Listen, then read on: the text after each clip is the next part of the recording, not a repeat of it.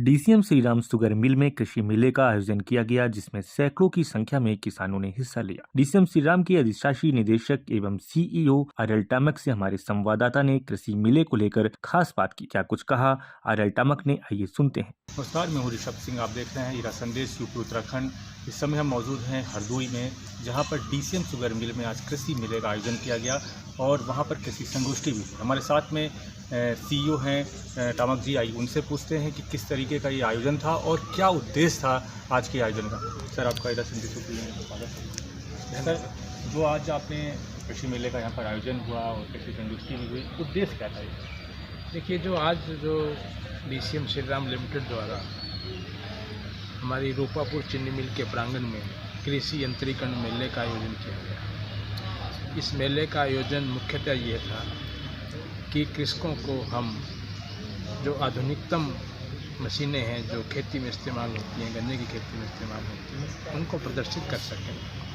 यहाँ लगभग 35 कंपनियों द्वारा अपनी एग्रीकल्चर मशीनरी को प्रदर्शित करने के लिए स्टॉल लगाए गए। बैंकों द्वारा भी स्टॉल लगाए गए, जिससे कि कृषकों को कंसेशनल रेट्स पे ऋण उपलब्ध करा सकें एग्रीकल्चर के से संबंधित मशीनरी खरीदने के लिए। और इसमें लगभग 2000 कृषकों ने भाग लिया और उद्देश्य यही है अल्टीमेटली कि गन्ने की उत्पादकता में वृद्धि कैसे हो, गन्ने की प्रति एकड़ उपज कैसे बढ़े और काश्तकारों की आमदनी में कैसे वृद्धि।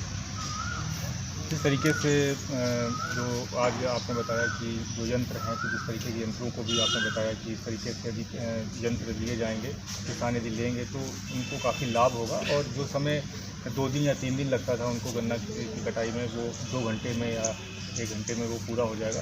एक इस यंत्र के बारे में आपने काफ़ी कुछ इसके बारे में बताया। क्या उसकी लागत है और कितना वो किसानों को कितना सब्सिडी के बात करेगा? देखिए, इसमें तो यंत्र तो जहाँ तक है विभिन्न प्रकार के यंत्र हैं जिनका मूल्य अलग अलग है, बट औसतन हम उस पर काश्तकार की जो मदद है 2 तरीके से कर रहे हैं। एक तो डीसीएम श्रीराम लिमिटेड द्वारा 20 से 25% अनुदान उन यंत्रों की खरीदारी पर दिया जा रहा है। और दूसरा, बैंकों के साथ हमने वो एक ऐसी व्यवस्था बनाई है कि जिससे कि बैंक उनको कंसेशनल रेट्स पे ऋण दे सके और उनके फिर गन्ना मूल्य भुगतान से उसका पैसा डिडक्ट कर सकते। नहीं, जो अनुदान आपने राशि दी है 20 से 25%, क्या ये गवर्नमेंट की तरफ से आपको दिया कि ये हमारे डीसीएम श्रीराम लिमिटेड द्वारा तो गवर्नमेंट की स्कीम्स के अलावा है। अच्छा, गवर्नमेंट स्कीम के अलावा है। तो जैसे ट्रैक्टर की आपने बात की, कुछ लोगों ने आज ट्रैक्टर भी यहाँ पर खरीदे, इसमें कितनी सब्सिडी मिल रही? उसमें ट्रैक्टर भी 2 किस्म के, एक बड़े ट्रैक्टर एक छोटे ट्रैक्टर है।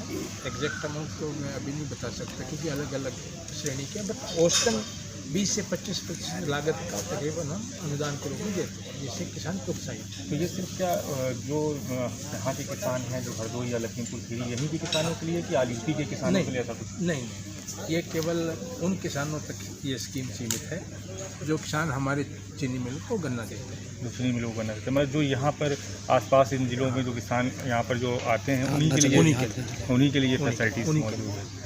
तो जिस तरीके से डीसीएम जो शुगर मिल है वो प्रदेश में कितनी जगह पर कार्य कर रही है? हमारी उत्तर प्रदेश में 4 चीनी मिल हैं, जिसमें से 3 रूपापुर, लोनी और हरियाणा जनपद हरदोई में स्थित है और एक अजबापुर के नाम से जनपद लखीमपुर खीरी में स्थित है। लगभग हम 41,000 टन यानी कि 4,10,000 कुंटल गन्ना प्रतिदिन क्रय क्षमता की हमारी 4 फैक्ट्रीज है। ठीक है, जिस तरीके से देखा जाए कि सरकार भी जो है गन्ना उत्पादन पर बढ़ावा दे रही है, लगातार प्रयास कर रही है सरकार की किसानों की आय कैसी दुगनी की जाए। तो ये जो प्रयास है सरकार का, काफ़ी समय से पहले से बात चल रही है और वैसे ही प्रयास आप भी कर रहे हैं कि किसानों की आय दुगनी हो, चाहे वो गन्ना की खेती करके हो। तो किस तरीके से आपको लगता है कि जैसे कि मान लीजिए जो ज़िले आसपास के किसान आते हैं, पूरे यूपी में कुछ ऐसा प्लान कर रखा होगा डीसीएम ने कि तो यूपी में भी हम इस तरीके की यूनिट लगाएं, अन्य जिलों में हमारी यूनिट लगे, मतलब प्रदेश के, तो इस तरीके का प्लान चल रहा है? देखिए, अभी ये तो इसकी एक व्यवस्था है, एक स्टैच्यूटरी प्रोविजंस के तहत ही हम चीनी मिल लगा सकते हैं। हमारा पहला प्रयास ये है कि जो हमारी वर्तमान में जो चीनी मिलें स्थित हैं उनकी जो कैपेसिटी है, क्षमता में वृद्धि की जाए। जैसे हमने हरियाणा में भी 5000 TCD की कैपेसिटी एक एडिशनल लगाई फैक्ट्री। अभी अजबापुर में भी 3500 TCD की एक उसका भी विस्तारीकरण इसी साल किया है। तो हम लगातार अपनी जो क्षमता है उसमें विस्तार कर रहे हैं।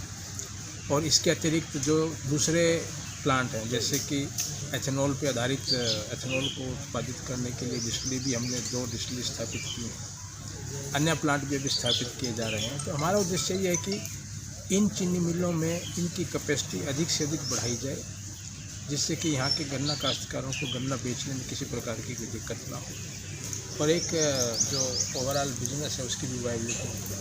एक क्वेश्चन और है आपसे कि जिस तरीके से गवर्नमेंट के भी जो है यूनिट्स चल रही हैं, वो यूनिट्स में जो फैसिलिटीज़ मिलनी चाहिए किसानों को, वो फैसिलिटीज़ किसानों को नहीं मिल पा रही है। इस वजह से कुछ तो गन्ना मिल्स बंद हो गई हैं। जैसे कि मैं एक उदाहरण आपको देता हूँ कि कानपुर के आसपास एक घाटमपुर क्षेत्र, जो कभी गन्ने का काफ़ी बड़ा क्षेत्र माना जाता था, काफ़ी जिलों के किसान आसपास के वहाँ पर आते थे, लेकिन आज गन्ना मिल बंद हो जाने से वहाँ का किसान निराश हो गया, क्योंकि सबसे ज़्यादा खेती एक टाइम पर गन्ने की वहीं के किसान करते थे। काफ़ी टन गन्ना वहाँ पर जाता था। क्या आपको लगता है कि आपकी जो है यूनिट है वहाँ पर भी कुछ इस तरीके से प्लान करे, क्योंकि जैसे जिस तरीके से यहाँ के किसानों को लाभ हो रहा है गन्ना किसानों को, तो वहाँ के किसानों को भी कुछ इस तरीके से लाभ मिल सके, या कुछ आपको वहाँ पर सर्वे कराएं? नहीं, देखिए वो तो अभी उस पर तो अधिकृत रूप से कुछ नहीं कहा जा सकता, क्योंकि ये निर्णय बोर्ड द्वारा लिए जाते हैं। परंतु जैसे मैंने पहले बताया कि हमारा जो मुख्य अभी फोकस है, वो फोकस ये है कि यहाँ पर हमारे इलाके में जो जनपद हरदोई और लखीमपुर खीरी में जहाँ हमारी चीनी मिल स्थित है, वहाँ पर हम गन्ने की उत्पादकता कैसे बढ़ाएं, काश्तकार को सहूलियत कैसे दें कि बड़ी आसानी से अपना गन्ना डेवलप कर सके, पैदा कर सके और बेच सके, और उनको उसको हम सुविधा देने के लिए एक इकोसिस्टम प्रिपेयर कर रहे हैं। यही हमारा भी फोकस है।